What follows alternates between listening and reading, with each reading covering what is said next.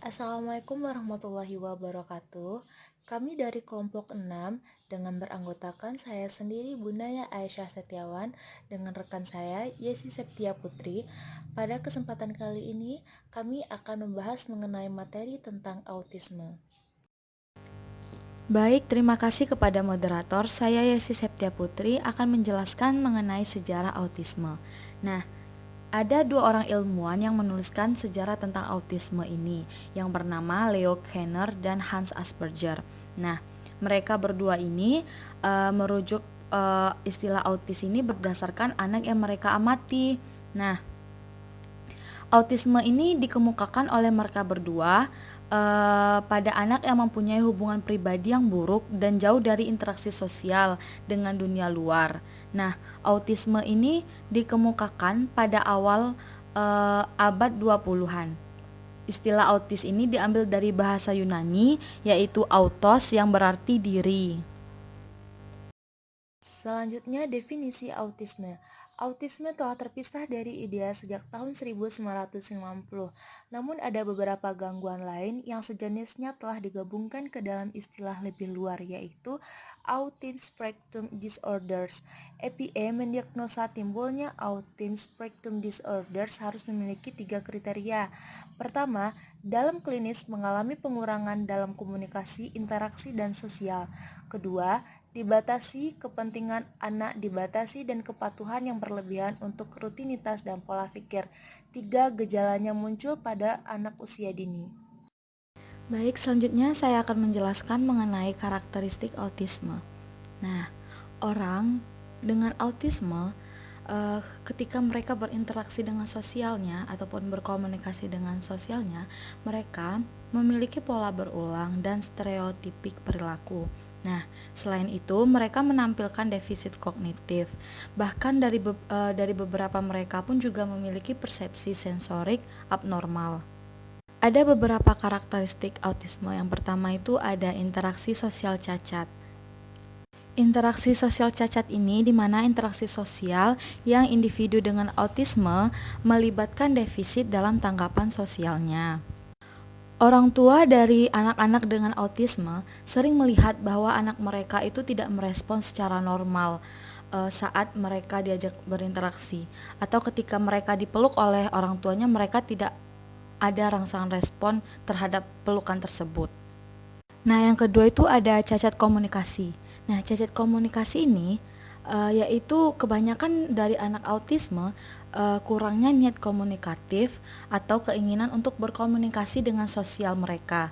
Nah, mereka kebanyakan dianggap bisu oleh lingkungan sekitarnya karena hampir tidak ada bahasa yang mereka keluarkan. Kemudian ada perilaku berulang, pola perilaku berulang.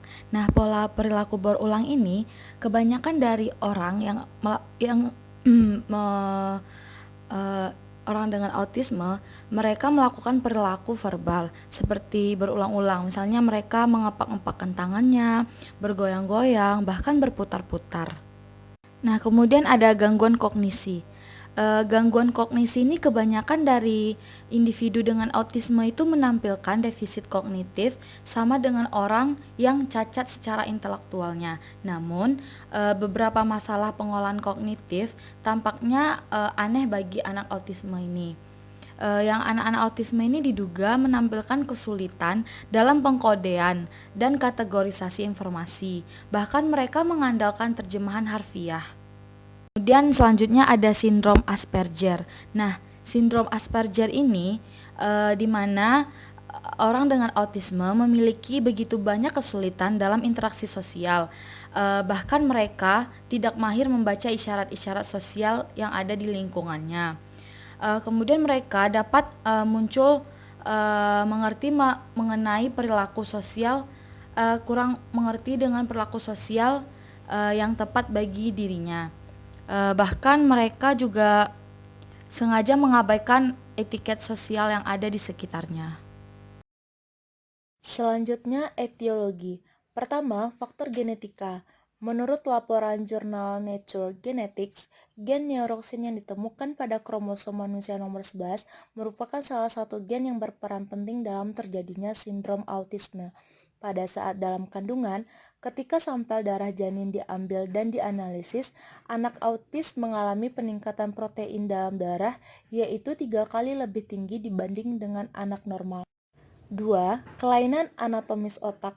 Otak anak autis mengalami pertumbuhan dengan laju kecepatan yang tidak normal, khususnya pada usia 2 tahun, dan memiliki puzzling sign of inflammation, peradangan yang membingungkan. Bagian korpus kolosum biasanya pada anak autis berukuran lebih kecil. 3. Disfungsi metabolik.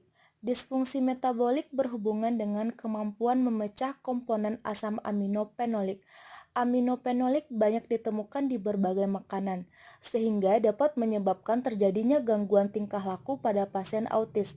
Sebuah publikasi dari Lembaga Psikiatri Biologi menemukan bahwa anak autis mempunyai kapasitas rendah untuk menggunakan berbagai komponen sulfat, sehingga anak-anak tersebut tidak mampu memetabolisme komponen aminofenolik.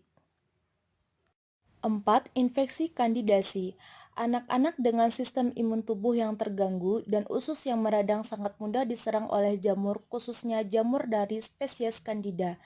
Beberapa riset mengidentifikasi bahwa beberapa spesies Candida dan jamur lainnya dapat menjadi penyebab utama dari banyak tingkah laku yang tidak pantas dan masalah kesehatan yang terlihat pada pasien autistik. Assalamualaikum warahmatullahi wabarakatuh. Kami dari kelompok 6 dengan beranggotakan saya sendiri Bunda Aisyah Setiawan dengan rekan saya Yesi Septia Putri. Pada kesempatan kali ini kami akan membahas mengenai materi tentang autisme.